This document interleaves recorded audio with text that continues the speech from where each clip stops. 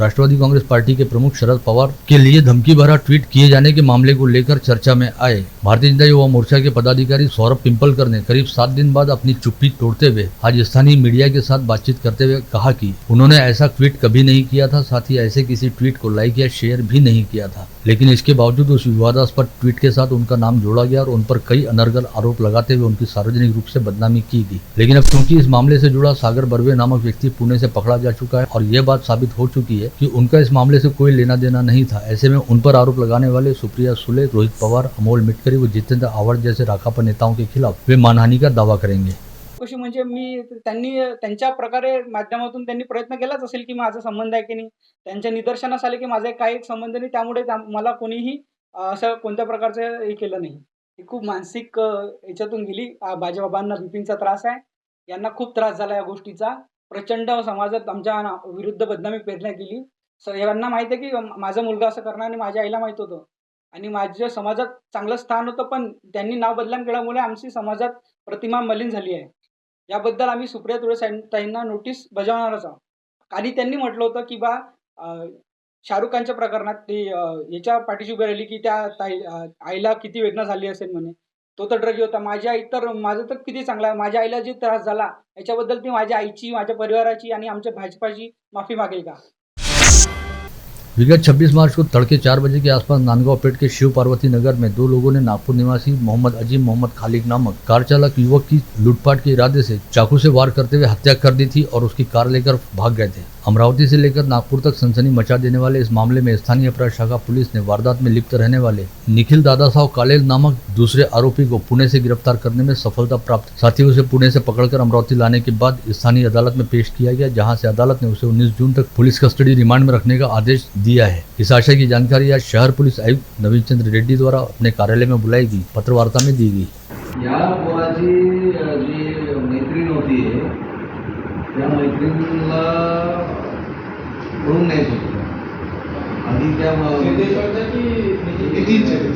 नितीनची जे सोपड lover होती त्याच्या भावानी वगैरे याला मारलं होतं की मला आमच्या बहिणीला हे करू नको म्हणून यांनी प्लॅनिंग केला कट्टा आणि हे आणला आणि त्यांचा इरादा होता तिकडे जाऊन त्या मुलीच्या भावाला मारायचं इकडे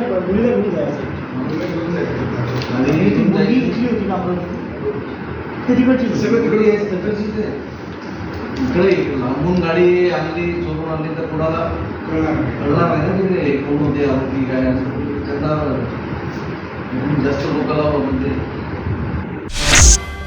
धारनी से 12 किलोमीटर दूरी पर स्थित धोनी बोर्ड फाटे पर एक ट्रक ने सामने से आ रहे दुपहिया वाहन को जोरदार टक्कर मारते हुए दुपहिया सवार को कुचल दिया, जिसकी वजह से ट्रक की चपेट में आने के चलते शिवलाल भुसुम नामक दुपहिया सवार की मौके पर मौत हो गई। यह युवक धारनी के साप्ताहिक बाजार में खरीदारी करने के लिए धारनी की ओर आ रहा था।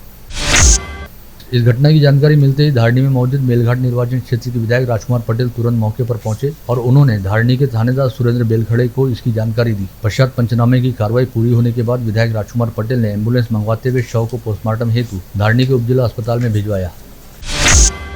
आगामी आषाढ़ी एकादशी के पर्व को देखते हुए 25 जून से 1 जुलाई तक अमरावती से पंढरपुर के बीच विशेष ट्रेन चलाए जाने की मांग राज्यसभा सांसद अनिल बोंडे द्वारा केंद्रीय रेल मंत्री अश्विनी वैष्णव व रेलवे राज्य मंत्री राव साहब दानवे से की गई थी, जिसे स्वीकार करते हुए रेल मंत्रालय ने पंढरपुर जाने वाले भावी श्रद्धालुओं के लिए नागपुर तथा नया अमरावती रेलवे स्टेशन से विशेष ट्रेन चलाए जाने को मंजूरी दी है। इसके तहत 25 व 26 जून को नया अमरावती रेलवे स्टेशन से पंढरपुर के लिए विशेष ट्रेन छोड़ी जाएगी। वहीं 30 जून व 1 जुलाई को पंढरपुर से वापसी की ट्रेन अमरावती के लिए छूटेगी।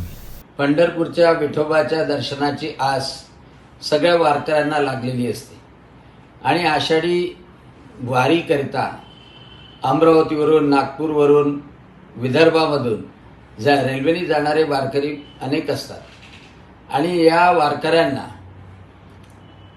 पंढरपूरला अतिशय चांगल्या तऱ्हेने जाता यावं म्हणून रेल्वेची सुविधा केल्या जाते। यावर्षी सुद्धा रेल्वे मंत्री अश्विनीजी वैष्णव, रेल्वे राज्यमंत्री रावसाहेबजी दानवे आणि उपमुख्यमंत्री देवेंद्रजी फडणवीस यांना पत्र लिहून मी ही विनंती केली होती आणि त्याप्रमाणे नागपूरवरून पंढरपूर, नवी अमरावती स्टेशनवरून पंढरपूर आणि खामगाववरून पंढरपूर अशा विशेष स्पेशल ट्रेन सोडल्या जाणार आहे आणि 25 तारखेला 25-26 तारखेला ह्या ट्रेन 2 ट्रेन सोडल्या जातील, रेल्वे गाड्या सोडल्या जातील आणि 28 तारखेला वारकरी आपल्या गावी वापस येऊ शकतील. राज्य सरकार ने विधायक बच्चू कडू की सूचनाओं पर अमल करते हुए सरकार दिव्यांगों के द्वार नामक उपक्रम 15 जून से शुरू किया है, जिसमें प्रत्येक जिले में शिविर लगेगा और एक ही जगह पर दिव्यांगों को विविध सरकारी योजनाओं का लाभ मिलेगा. इस संदर्भ में जिला स्तरीय समिति के अध्यक्ष पद का दायित्व जिलाधीश पर रहेगा. मुंबई में गुरुवार को ऐसे ही शिविर का उद्घाटन मंत्री दर्जा प्राप्त विधायक बच्चू कडू की उपस्थिति में किया गया और करीब 3500 दिव्यांगों को इस शिविर का लाभ मिला. समाजसेवी नितिन कदम के जन्मदिवस उपलक्ष्य में आज बडनेरा रोड स्थित जादव पैलेस में सर्वधर्मीय सामूहिक विवाह समारोह का आयोजन किया गया, जिसमें 77 युगल परिणयबद्ध हुए. इसमें हिंदू व बौद्ध सहित विभिन्न जाति व धर्मों की युगलों का समावेश रहा. इस विवाह समारोह में नितिन कदम एवं उनके परिजनों ने कन्यादान करने की जिम्मेदारी निभाई. साथ ही बारात व अन्य विधि संपन्न कराते हुए गाजे बाजे के साथ कई तरह के उपहार व कपड़े आदि देकर नवविवाहित युगलों को विदा किया गया. इस अवसर पर नितिन कदम को जन्मदिवस की बधाई देने और नवयुगलों को आशीर्वाद देने हेतु गजानन मावली, पूर्व पालक मंत्री सुनील देशमुख सहित शहर के विभिन्न गणमान्यों की उपस्थिति रही. स्थानीय शक्तिपीठ काली माता मंदिर में 2 दिवसीय गौवंश संरक्षण महायज्ञ अनुष्ठान का समापन आज सुबह हुआ. इस अवसर पर पूरा परिसर जयकारों व घोषणाओं से गूंज उठा था. हवन में लगभग 3 घंटे तक पूजा पाठ किया गया, जिसके उपरांत गौवंश संरक्षण का संकल्प लेकर सभी यजमानों ने हवन में आहुति दी.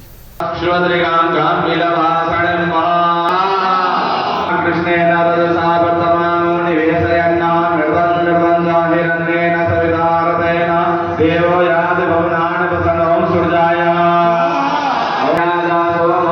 ओम ब्राह्मणां जातं चन्द्रमसे ओम चन्द्रमसे माया ओम रुद्रस्याग्ने प्रतिजामयो सदा साधुस्मात् गुरुणां देशितं विराजते ओम विराजते. डेवलपिंग रहने वाली अमरावती महानगर पालिका पर धनवर्षा करते हुए नगर विकास विभाग ने एक बार फिर मूलभूत अनुदान की दूसरी किश्त अदा की है. 8 जून के सरकारी निर्णय अनुसार मनपा के हिस्से में 5,38,90,205 रुपए की भारी भरकम निधि आई है. वहीं इससे पहले 1 जून को 15वें वित्त आयोग से मनपा की तिजोरी में 8,08,00,000 रुपए जमा हुए थे. विगत 2-3 माह से शहर में आए दिन 24 घंटे के दौरान कभी भी विद्युत आपूर्ति खंडित हो जाती है और बिजली गुल होने के बाद अगले 5-6 घंटे तक विद्युत आपूर्ति शुरू नहीं होती. साथ ही संबंधित विद्युत केंद्र से संपर्क करने पर कोई प्रतिसाद भी नहीं मिलता. ऐसे में शहर के कई वरिष्ठ कांग्रेस पदाधिकारियों द्वारा महावितरण के शहर विभाग कार्यकारी अभियंता को ज्ञापन सौंपते हुए बताया गया कि भीषण गर्मी के दौरान चलने वाली बिजली की इस लुकाछिपी से शहरवासी बुरी तरह त्रस्त हो गए हैं. ऐसे में लोगों का गुस्सा फूटने से पहले महावितरण ने विद्युत आपूर्ति को अखंडित व सुचारू रखने के लिए तमाम जरूरी प्रबंध करने चाहिए. मनपा में नेता प्रतिपक्ष रहे शिवसेना नेता प्रवीण हरमकर ने शहर में साफ सफाई नहीं होने का आरोप करते हुए प्रत्येक माह 9 से 10 लाख रुपए की पेमेंट प्रत्येक प्रभाग से किए जाने का मसला उठाया और मनपा आयुक्त प्रवीण आष्टीकर से मुलाकात करते हुए साफ सफाई के नाम पर प्रत्येक घर से 600 और दुकानों से 700 रुपए की वसूली पर भी सवाल उठाए. निवेदनचं स्वरूप असं आहे, प्रत्येकी आपण 60 रुपये महिना लोकांपासून वसूल करतो, घरांपासून, आणि दुकानदारापासून 60-70 रुपये महिना घेतो. आणि हे घेत असताना आजच्या तारखेत आपण घराचा जो टॅक्स आहे त्याला 600 रुपये वाढवले आहे कर, स्वच्छता कर म्हणून, आणि दुकानदाराला 700 रुपये कर असा वाढवलेला आहे. अजून नवीन असेसमेंट सुरू आहे, त्यामध्ये घरावर आता सध्याच्या परिस्थितीत लोकांच्या घरावर नंबर टाकण्यात आलेले आहे. अजून यांचा जो समोरचा टप्पा आहे तो टप्पा असा आहे का यांना अजून कर वाढवायचा आहे आणि आता नंतर ती इतका कर वाढतील इतका लोकांच्या लक्षात येणार. त्यामध्ये एक प्रॉब्लेम असा येत आहे की ज्या मुलांना शैक्षणिकसाठी आणि सरकारी कामासाठी जो दाखला लागतो महानगरपालिकेचा रहिवासी, तो दाखला टॅक्स भरल्याशिवाय मिळत नाही. त्यामुळे त्यांना पण त्या लोकांना त्यांचं नुकसान होत आहे. भारत मुक्ति मोर्चा द्वारा आज जिलाधीश कार्यालय के सामने धरना प्रदर्शन करते हुए आरोप लगाया गया कि यूनिटी ऑफ मूल निवासी संगठन के नाम पर बामसेफ के नाम, लोगो व रजिस्ट्रेशन नंबर का दुरुपयोग करते हुए समाज से पैसे जमा करने वाले कमलाकांत कामले व अशोक भटकर सहित इन दोनों आरोपियों को बचाने का प्रयास करने वाले एपीआई मनोज भोसले के खिलाफ त्वरित कार्रवाई की जाए और इस मामले की सघन जाँच भी की जाए. छत्रपति शिवाजी महाराज मुस्लिम ब्रिगेड ने आज मुख्यमंत्री एकनाथ शिंदे के नाम जिलाधीश को सौंपे गए ज्ञापन में निवेदन किया कि 29 जून को बकरीद होने से राज्य कौशल्य व्यवसाय व प्रशिक्षण मंडल की 1 वर्ष के कोर्स की परीक्षा को आगे बढ़ाया जाए. भारतीय कुश्ती महासंघ के अध्यक्ष ब्रिजभूषण सिंह के विरोध में विगत कई दिनों से कुश्ती खिलाड़ियों द्वारा किए जा रहे आंदोलन का समर्थन करते हुए राष्ट्रवादी कांग्रेस पार्टी की चांदूर बाजार महिला इकाई की ओर से हासेगांव पूर्णा में कैंडल मार्च निकाला गया. राज्य हज समिति के नवनियुक्त अध्यक्ष आसिफ खान गत रोज अपने पारिवारिक समारोह में शामिल होने हेतु अमरावती आए थे और उन्होंने भारतीय जनता पार्टी के अल्पसंख्यक मोर्चा शहर अध्यक्ष एजाज अख्तर खान के निवास स्थान पर भेंट भी दी, जहां पर उनका भाजपा अल्पसंख्यक मोर्चा की ओर से भावपूर्ण सत्कार किया गया। दरियापुर अकोट रोड पर सांगलोद के निकट साबले जिनिंग के पास दो दोपहिया वाहनों की आमने सामने हुई जोरदार टक्कर के चलते दो युवकों की मौके पर मौत हो गई, वहीं दो अन्य युवक बुरी तरह से घायल हो गए। यह हादसा कल दोपहर 3:30 बजे के आसपास घटित हुआ। दोनों घायल युवकों को इलाज के लिए अस्पताल में भर्ती कराया गया। अंजनगांव सुरजी से परतवाड़ा की ओर जाने हेतु निकली अंजनगांव सुरजी बस डिपो की बस को तेज रफ्तार से जा रहे लोडिंग ट्रक ने जोरदार टक्कर मारी। इस समय बस में करीब 15 यात्री सवार थे, लेकिन किसी को कोई विशेष चोटें नहीं आई। हालांकि ट्रक द्वारा मारी गई टक्कर की वजह से बस का अगला हिस्सा पूरी तरह से क्षतिग्रस्त हुआ। गौवंश तस्करी पर लगाम लगाने हेतु जिले में विभिन्न स्थानों पर पुलिस द्वारा फिक्स पॉइंट लगाए गए, जिसके जरिए कल गुरुवार को एक ही दिन के दौरान परतवाड़ा, चांदू रेलवे, पथरोड व अचलपुर पुलिस ने कार्रवाई करते हुए कुल 36 गौवंशों को जीवन दान दिया। इसके अलावा अचलपुर पुलिस ने सैयद मुश्ताक सैयद मुनाफ कुरैशी के पास से 120 किलो गौमांस जब्त करते हुए उसके खिलाफ मामला दर्ज किया, साथ ही इस आरोपी को हिरासत में भी लिया। राजापेट पुलिस थाना क्षेत्र के नवाते चौक स्थित चौपाटी पर हाथ गाड़ियां लगती हैं, लेकिन उसी परिसर में रहने वाला विजू थोरात नामक एक कुख्यात व्यक्ति हमेशा व्यापारियों को डरा धमका कर उनसे हफ्ता वसूली करता है। इसे लेकर महेश गुलाबचंद साहू ने राजापेट पुलिस थाने में फिरौती मांगने को लेकर शिकायत दर्ज कराई और राजापेट पुलिस ने विजू थोरात के खिलाफ मामला दर्ज कर उसे गिरफ्तार किया।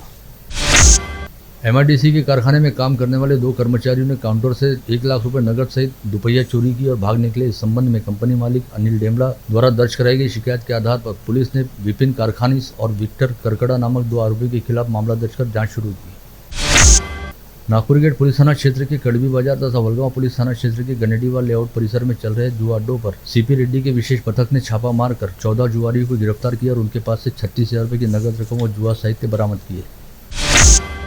खामगांव तहसील अंतर्गत पिंपराला गांव में खेती में ट्रैक्टर चला रहे किसान की खेत से लटकने वाले विद्युत तार से करंट लगने के चलते मौत हो गई। मृतक किसान की शिनाख्त श्रीधर दयाराम पटोकर के तौर पर हुई है। वर्धा नागरिक सहकारी बैंक के अकाउंट को हैक करते हुए 1 करोड़ 21 लाख रुपए की लूट करने के मामले में गिरफ्तार आरोपियों की संख्या 5 पर जा पहुंची है। साथ ही मामले की जांच के लिए एक टीम अब भी बेंगलुरु में डेरा डाले हुए। पुलिस का अनुमान है कि साइबर लूट में नाइजीरियन व्यक्ति ही मास्टरमाइंड हो सकता है।